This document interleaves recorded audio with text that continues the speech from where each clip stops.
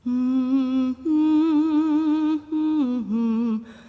Peka dan Odah, masakan adalah hal yang sangat penting untuk memulai kehidupan. Dan bagaimana dapat memberikan nilai lebih di dalamnya dengan cara menjiwai setiap prosesnya dan diolah dengan kekuatan rasa. Dimulai dengan memilih bahan mentah pilihan, disajikan dengan menarik, suasana yang nyaman, enak, sehat, dan tentunya nikmat, serta menjadi energi yang kita bisa bergerak, beraktivitas, menghasilkan rezeki, dan melakukan hal lainnya. Ada 5 indera penting dalam masakan. Mata, indah dilihat. Hidung, aromanya yang menggugah rasa. Sentuhan, merasakannya secara fisik. Mulut, merasakan nikmatnya. Dan telinga, mendengar tiap suara dari hidangannya. Olahan masa lalu, selera masa kini, kuliner masa depan adalah slogan Peka dan Odah untuk budaya Bali dan berkarya bagi Sang Pencipta. Hello everybody, welcome back to the show. Thank you very much for tuning in to Ray Jensen Radio Podcast. Nah, kalian udah lihat 2 episode kita yang kita record di Bali kemarin. Ada Raka dan juga ada Ibu Patty Elliott. Tapi sebenarnya Ray Jensen Radio bisa ada di Bali itu karena pertama diundang sama Ubud Food Festival. So thank you very much untuk Ibu Janet Denif yang udah kasih kepercayaan ke kita untuk jadi moderator di sana. Nah, gue moderatorin itu sesi namanya Food for Thought. Nah, kali ini yang kita record itu berjudul The Love for Lawar. Jadi ternyata guys, lawar itu bukan cuma makanan yang nemenin babi guling doang, tapi sejarahnya panjang banget, bahkan sampai Bali awal mula itu udah ada yang namanya lawar.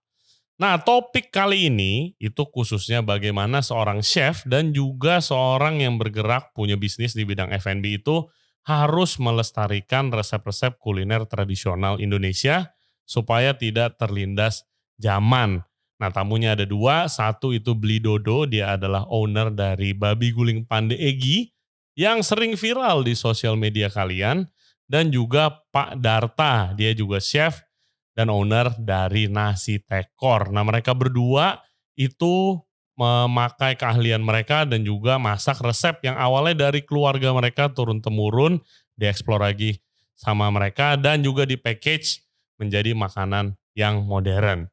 Oke, langsung saja kita saksikan. Kalian jangan lupa subscribe di Ray Jensen Radio. Selain di YouTube, kita juga ada di Spotify, Apple Podcast, Google Podcast, dan juga Anchor App. For further updates, cek di Instagram kita, Ray Jensen Radio.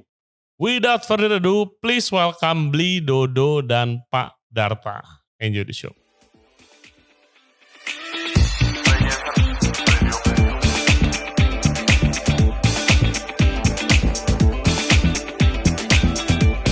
Nah, langsung aja kita mulai. Mungkin pertama dari Pak Darta dulu. Waktu awalnya Nasi Tekor ini, filosofi di balik Nasi Tekor sendiri itu seperti apa, Pak Darta? Nah, baik, pertanyaan tadi akan saya uraikan sedikit, mohon waktu, Pak Dodo. Silakan. Jadi nasi tekor gitu ya. Nasi Tekor. Nasi tekor, jadi bukan tekor. Nah, tidak apa. Jadi memang demikian adanya, itu mulai dari tahun kurang lebih 7 tahun ya lebih. Itu Wow. 7 ya, barangkali 7 mencapai tujuan, mudah-mudahan saya sampai di sini. Barangkali demikian. Jadi itu di tempat kawasan pintu masuk desa budaya, disebut desa budaya Kertalangu. Itu lahan di depan itu miliknya Bapak Ketut Siandana, jadi almarhum ayahnya Wayan Kari. Itu kebetulan mengambil jodoh ibu dari Kertajiwa belakang. Saya ada kaitan kerabat di sana. Saya menunggui lokasi tanah yang memang kalau dibilang istilah lama itu ada namanya Karangsuwung. Apa itu artinya? Apa ya? Kita berbagi sama Pak. Karangsuwung artinya sebuah tempat di mana sebelumnya sudah ada yang tinggal, cuman karena ada sesuatu dan lain hal ditinggal lagi oleh keluarga yang tinggal di sana, dan akhirnya sampai sekian lama puluhan tahun ada yang meninggal, yang menempati Bapak Dartonya yang datang untuk next sessionnya tinggal di sana sebagai. Iya. Wah, pintar sekali 100 untuk Pak Yuda. Ya. Jadi saya mau mencairkan suasana sedikit dari pagi. Ini kan jamnya sudah jam mulai sedikit. Tapi syukur sudah dapat makan siang. Jadi seperti itu. Jadi saya mensyukuri sekali bahwa yang disampaikan tadi itu memang benar seperti itu adanya. Itu lokasi sudah dipilih. Menurut saya diberkati untuk tempat seperti itu. Karena menurut saya yang sangat mendukung daripada apa yang nanti kita bicarakan adalah salah satunya sudah terjawab, yaitu tempat. Tempat. Ya, place. Place ya. Ya, place. Ya, place ya. Jadi P-nya itu. Nah, kemudian saya sambung. Nah, untuk mensyukuri itu, karena beliau dulunya adalah kita semua awal-awal para orang tua itu berinteraktif di pasar. Di pasar kebanyakan. Jadi hiburan di sana, tempat bertemu, tempat ada usaha apapun itu interaksinya di pasar. Ya, sampai jodoh itu. Jadi sehingga ini yang menyambung. Jadi wah, saya dikasih tempat. Dulunya memang tidak seperti sekarang. Itu sawah, jadi banyak terbengkelai, tidak. Jadi pagi saya sudah saya mencoba berbagi dari pertanyaan tadi itu kaitannya nanti bagaimana satu usaha itu bisa berjalan. Jadi caranya adalah menghormati tempat yang diberikan. Itu intinya. Jadi berterima kasih dan mensyukuri bahwa beliau dulunya berinteraksi di pasar. Jadi seolah-olah karena beliau saya anggap spiritnya masih ada. Iya. Memang secara fisik almarhum. Jadi beliau itu di sana senang saya buatkan pasar. Jadi saya kan belum tentu bisa buat pasar dalam artian pasar sesungguhnya ya barangkali aksesorisnya saja. Jadi tangan sendiri saya bikin bedek dari bambu. Jadi semuanya itu sendiri. Semuanya sendiri. Jadi sebelum berbicara mengenai pangan, kuliner, masakan, jadi dari fisik kebetulan. Maaf saya meminjam bahasa kita berdua bersaudara pandai kebetulan. Mungkin di sana ada terah keturunan jadi mudah-mudahan seperti apa adanya. Bisa sedikit-sedikit. Mungkin demikian saya ambil. Saya harus ceritakan ini karena powernya ada di sana. Iya dari awal dari tempatnya dulu ya. Ya jadi ini saya betul-betul kesempatan ini ingin berbagi. Bahwa tidak sembarang hanya membuat sebuah nasi tekor, bukan begitu. Alasannya buka nasi tekor tuh itu dan bukanya di situ kenapa? Iya kan? Ya, jadi memang banyak masukan, Pak. Jadi ada beberapa 30-an lah.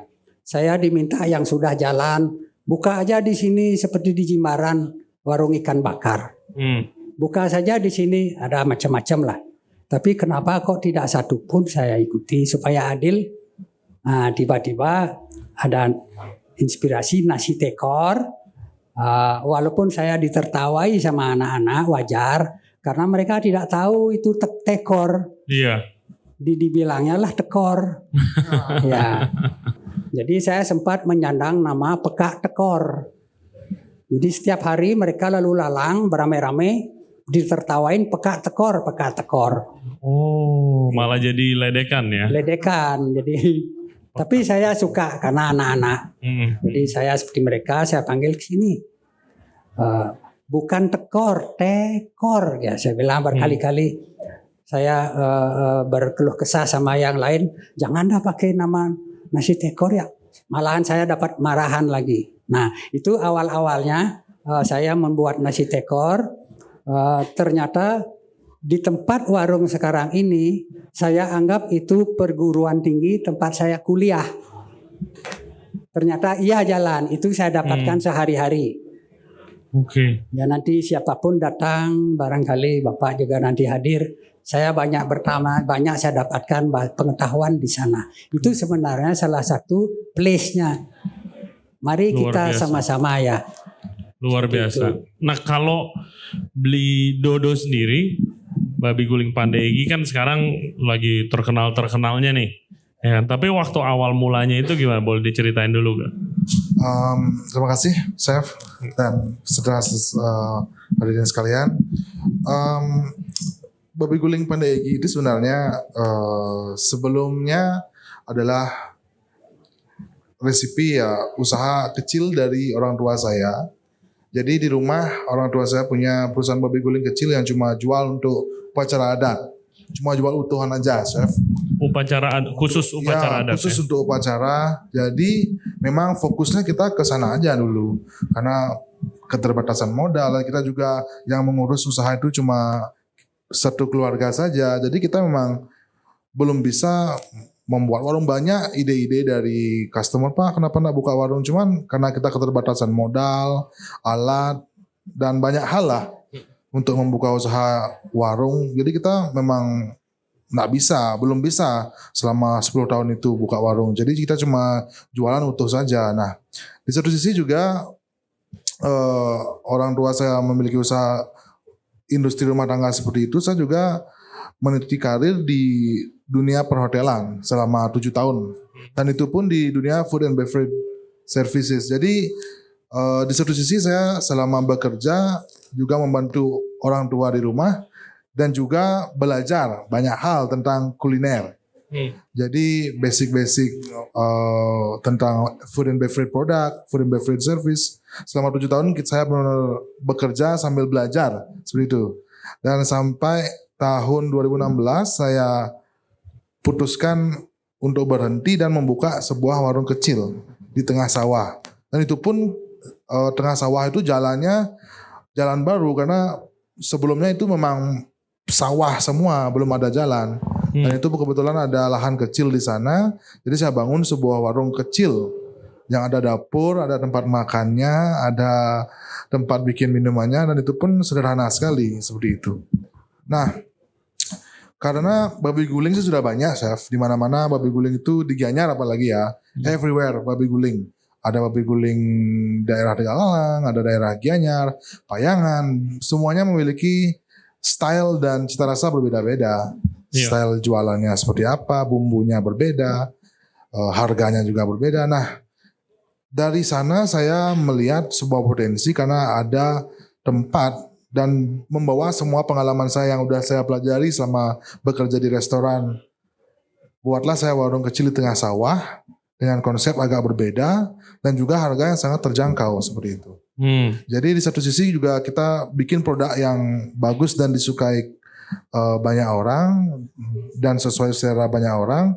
Kita juga menyediakan tempat yang unik. Yang unik ada sawahnya, jadi orang makan babi guling bisa di tengah sawah, nggak harus di pinggiran jalan yang banyak motor lalu lalang seperti itu. Nah, itu sih alasan saya yang paling kuat kenapa saya berani membuat warung di tengah sawah, bahkan bukan di jalur utama seperti itu. Kaget gak dengan kesuksesannya sekarang babi guling Pandai? Di satu sisi saya juga sangat bersyukur pertama ya.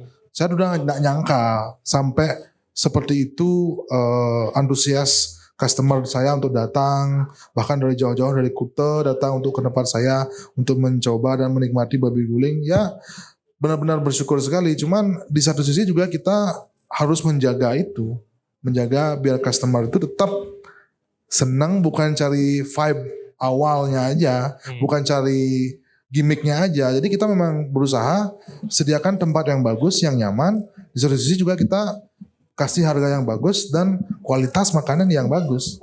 Seperti itu, Chef. Oke. Nah, ini kan topiknya keeping Bali's culinary heritage alive. Nah, kebetulan kan emang bapak-bapak berdua kan yang praktisi kulinernya. Menurut bapak-bapak, kenapa kita harus menjaga tradisi kuliner itu supaya tetap hidup dengan cara masing-masing ya, Pak Darta dari nasi tekor dan juga dari babi guling, Dodo. Boleh Pak Darta dulu. Kenapa kita harus menjaga tradisi kuliner? Iya, ini pertanyaan luar biasa bagi saya karena ini mencakup luas sekali sebenarnya.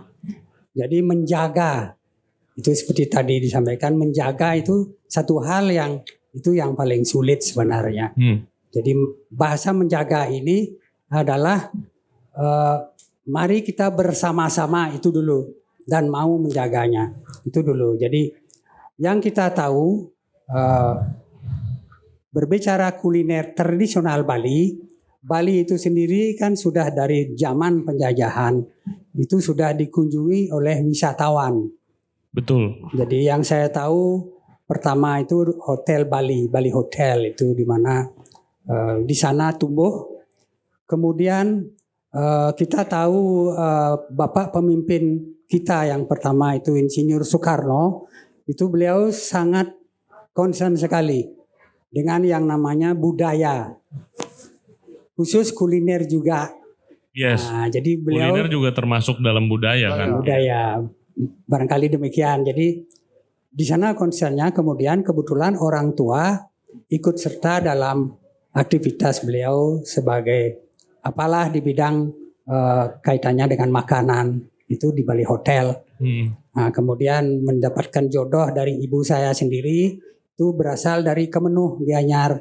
Jadi perpaduan antara usaha dengan orang asing dengan ibu yang orang seni dari Bali itu melahirkan sebuah pemikiran yang mungkin menurun kepada saya. Iya, betul. Nah, jadi dari sini sangat-sangat melekat di kita masing-masing orang Bali semua bahwa kita harus menjaga kuliner ini karena di Bali khususnya itu banyak sekali bukan budaya luar yang saya sebutkan yang memang bisa dinikmati kuliner-kuliner dari Western bahasanya. Iya.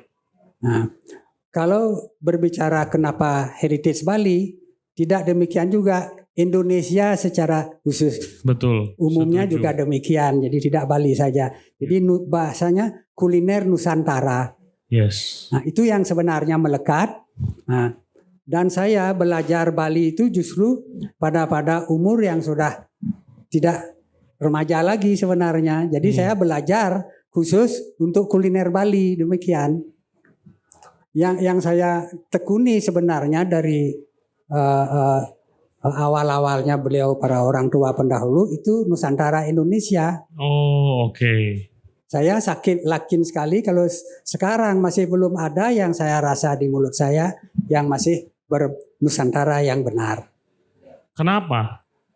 Mungkin belum waktunya saja. Jadi tugas-tugas kita sekarang semua saya tantang anak-anak muda, terutama tadi pagi saya dirampingi oleh Bapak William. Iya. Jadi mudah-mudahan saya bisa berinteraksi lagi dari Bapak pembina kuliner barangkali dari BPN siapa.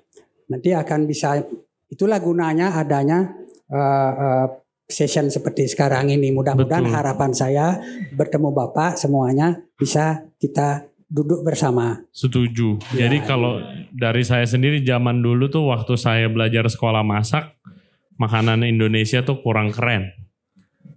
Tapi begitu saya maunya masaknya pasta western deh. Tapi begitu saya keluar negeri, yang ditanya sebagai orang Indonesia yang makanan Indonesia. Pasti. Ya kan mau sampai kapanpun sejago masaknya pasta, kalau ada orang Italia yang masak ya pasti lebih otentik gitu kan. Ya. Betul. Setuju. Nah kalau dari Bli Dodo, kenapa Bli harus menjaga heritage kuliner kita?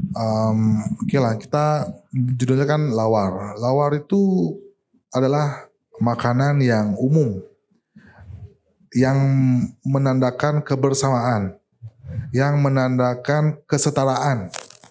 Jadi lawar itu di Bali sangat kental dan identik di segala macam acara.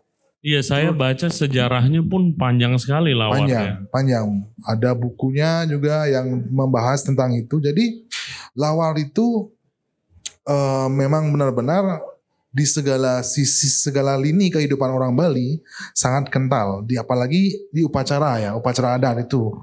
Semuanya harus ada. Di Banten pun ada, Banten sarana upacaranya itu ada, lawar itu harus ada. Nah, di satu sisi juga lawar itu tidak juga bisa dimanfaatkan sebagai sebuah kuliner heritage. Kenapa? Karena dari tahun-tahun ke depan lawar itu tidak akan pernah membuat orang Bali terutama ya bosan untuk memakannya. Jadi setiap saat, setiap waktu orang Bali makan lawar itu tidak akan pernah bosan. Karena memang itu yang jadi idola, apalagi di upacara-upacara adat, upacara keluarga, orang-orang berkumpul, apa-apa yang dibahas pasti masak lawar, seperti itu. Wow. Ya. Wow. Dan juga di segi bisnis, lawar itu dapat dijadikan sebuah komoditas yang benar-benar menjanjikan. Oke. Di Bali ini sekarang lawar di mana-mana ya, harus seluruh daerah memiliki cita rasa dan unik, saya bilang. Unik dalam artian setiap daerah itu memiliki taste-nya masing-masing. Lawar di daerah Tewel, Gianyar, mereka biasanya masak bikin lawar pakai daging yang mentah. Iya, itu yang dibilang lawar darah, bukan? Lawar plek namanya. Lawar plek. Lawar plek. Dan itu memang benar-benar pakai raw meat. Jadi they use raw meat yang dipotong-potong cincang dan diaduk dengan ramas namanya, dari kulit yang direbus dengan bumbu merica, bumbu rajang Bali, dan itu lawar. Nah, ada juga lawar di daerah Badung. Sekarang lagi ngetren tuh lawar empas. Mereka pakai dari bukan kura-kura yang di sungai ya. Oke. Nah, seperti itu. Jadi sangat menjanjikan sekali kalau itu memang dijadikan sebuah komoditas, diolah dengan baik dan dipromosikan dengan baik. Jadi secara lokal, orang-orang lokal, orang Bali pasti akan suka. Bahkan mereka 3 hari sekali pun makan itu enggak apa-apa. Ya emang udah ciri khas, memang dan sudah setiap ciri daerah khasnya orang punya Bali, masing-masing ya. Seperti itu.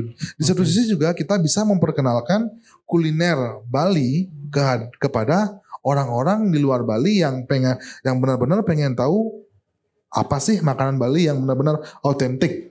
Iya. Apa sih makanan Bali yang benar-benar they can found in the country. Anywhere else. Ya, gitu something like that, Pak. Soalnya saya tahu lawar kan biasa ada jadi side dish babi guling atau nasi campur kan. betul, Ternyata begitu saya pelajari lawar dari sejarahnya itu bukannya kondimen doang gitu Bukan loh. kondimen saja. Iya, betul. Jadi secara umum ada memang, oke, kita bicara masalah lawar di segi bisnis ya.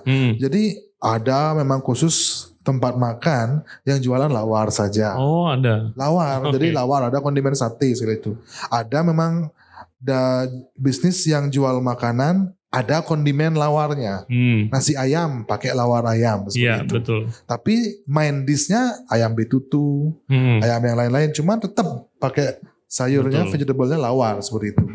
Ada juga babi guling, vegetable-nya pakai lawar seperti itu. Ya, seperti itu, Chef. Oke.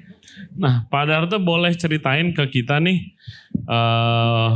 beberapa hari yang lalu kan kita sempat ngobrol-ngobrol dan Pak Darto cerita juga tentang sejarahnya lawar.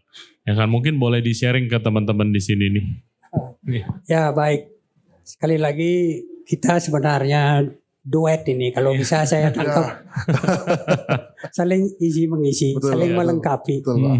Jadi pertanyaan ini juga memperkaya nanti apa yang menjadi bahan saya sampaikan. Tadi pun sebelum kita on the stage, saya sempat bertanya kenapa mengambil sesi lawar. Mungkin itu sudah dari panitia. Iya. Nah, jadi tidak apa. Jadi itu sedikit saja.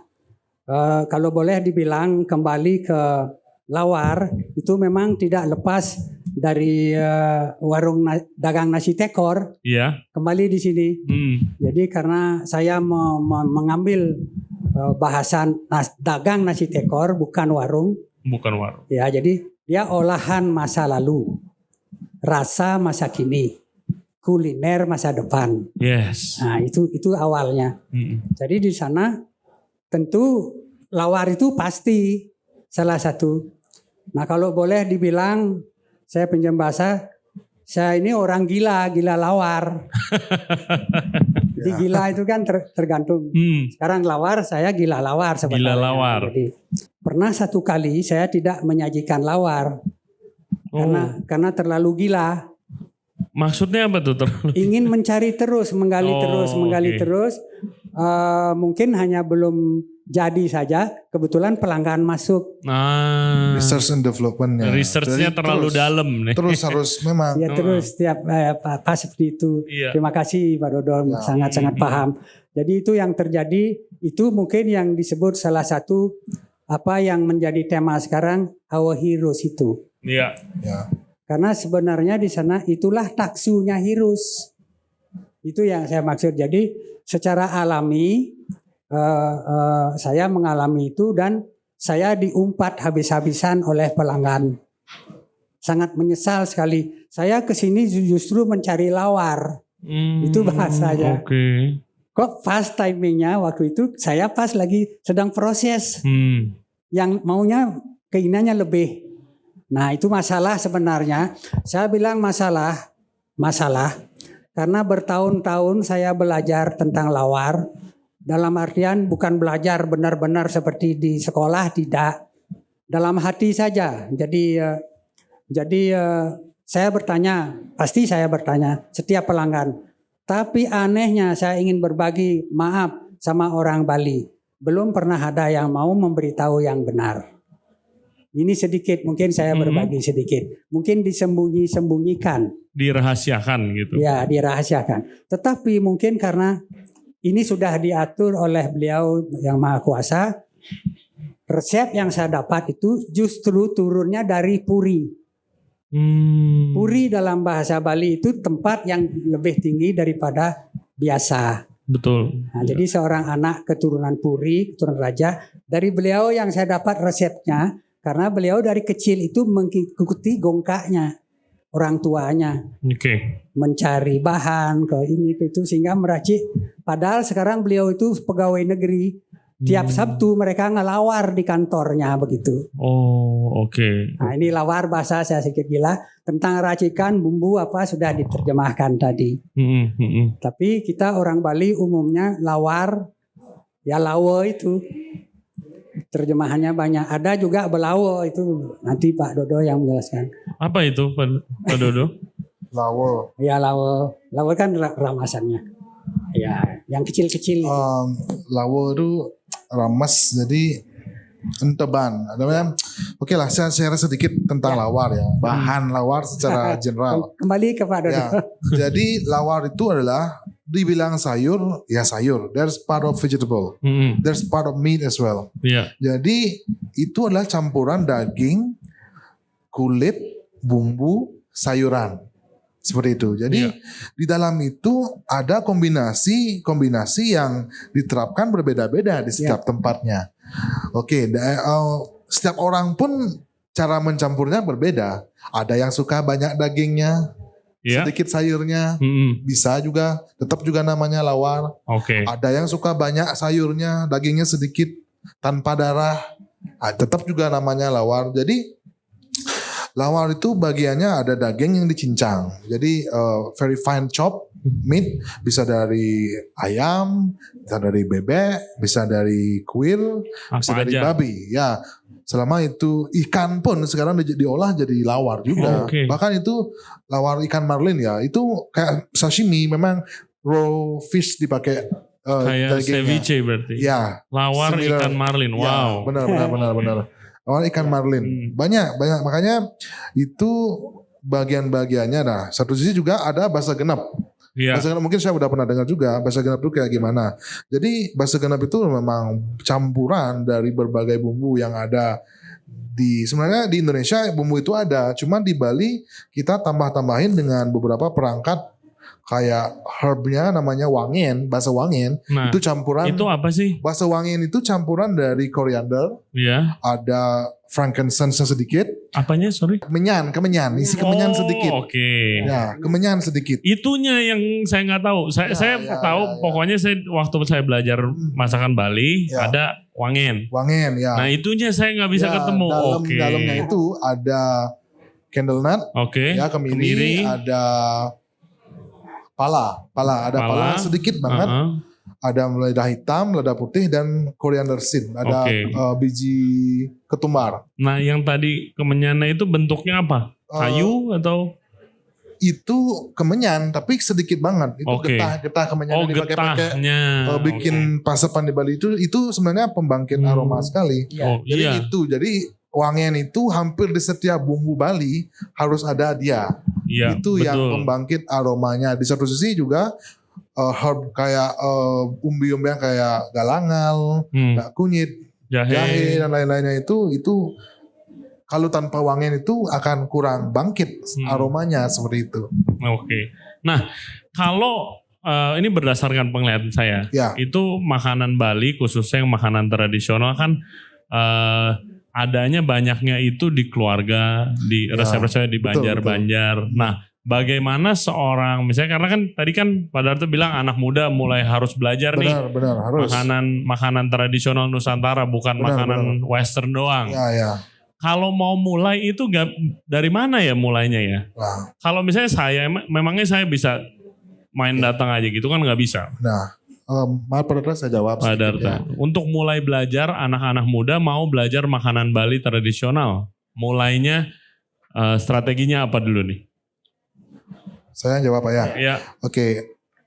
Sebenarnya passion pertama chef, passion dan willing to know about lawar itu. Oke, apa yang namanya chef pengen masak lawar. Chef harus tahu lawar itu apa aja isinya, betul. Bahan dasarnya apa saja. Apa filosofinya, jadi tanpa kita mengetahui basic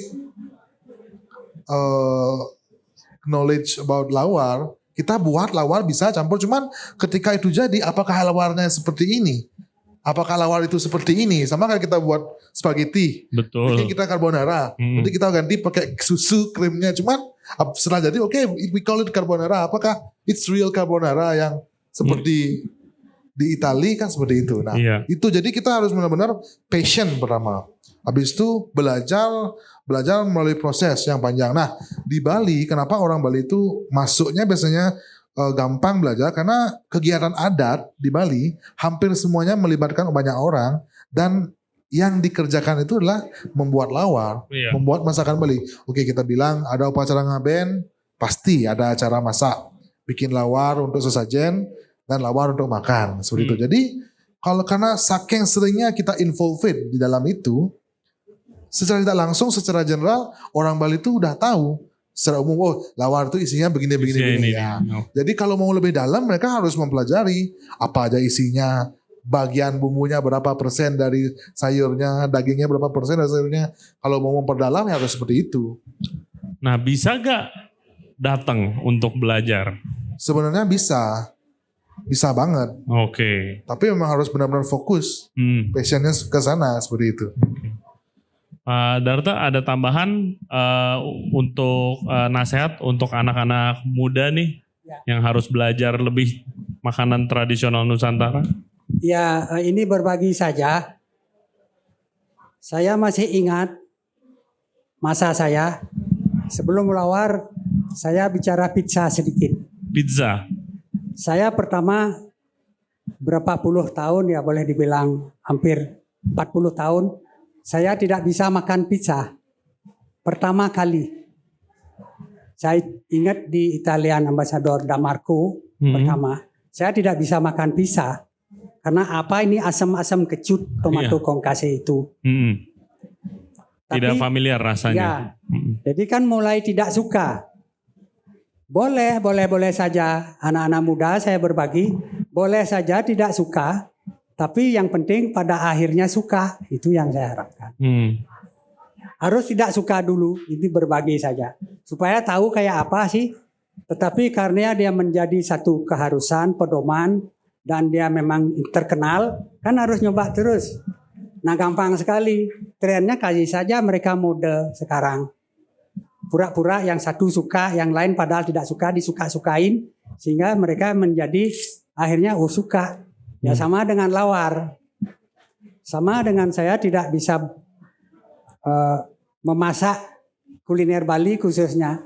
Saya banyak belajar justru. Itu terbalik. Nah Pak Darto belajarnya dari mana? Apa mengunjungi Banjar-Banjar, pisah-pisah waktu mau mulai belajar masakan Bali? Basic ada tentu orang Bali pasti tahu lawar. Ya secara umum orang Bali. Tapi kalau mau membuat dan mau menjadikan nilai ada value di situ, itu harus hati-hati. Karena kita berhadapan dengan pelanggan, itu bermacam-macam. Nah mencari satu bahasa yang disenangi oleh pelanggan banyak orang Iya. itu tidak gampang. Tidak gampang. Nah, jadi apalagi sekarang kita trennya sudah mulai vegetarian. Iya. Betul ya. Plant based. Vegan. Saya belum mendalami banyak walaupun saya lebih dulu.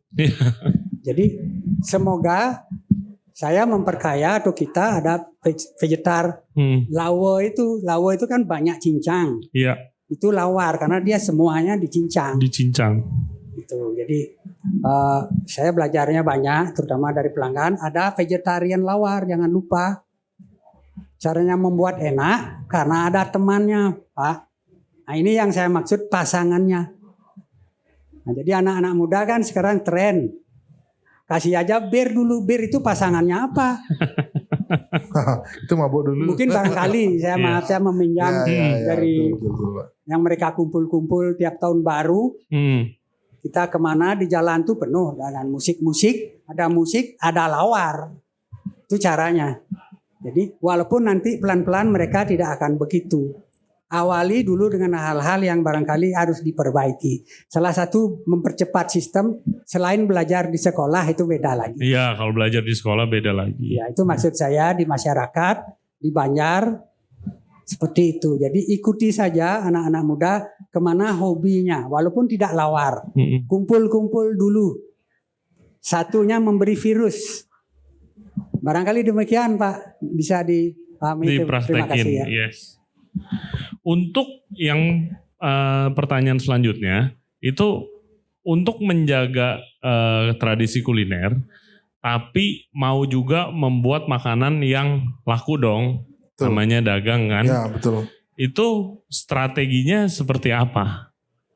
Kan nggak semua, misalnya kalau yang demen research nih, saya demen banget research makanan, saya bikin nih makanan zaman dulu, tapi kan belum tentu laku, harus dipresentasikan dengan cita rasa masa kini, gitu kan. Itu gimana strategi dari Beli Dodo? Apakah dari zaman dulu Babi Guling Pandegi sampai sekarang ada perubahan?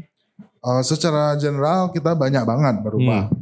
Karena komponen masakan Bali itu kalau dibilang simple ya simple, cuman behind of it oke lah, kita bilang babi guling itu ada dagingnya, ada kulitnya, ada jeroan goreng, ada lawarnya, ada bumbu kuningnya, ada bumbu pedasnya. Nah, masing-masing komponen itu memiliki resipi yang berbeda-beda juga. Oke, cara kita lawar, ada lagi partnya.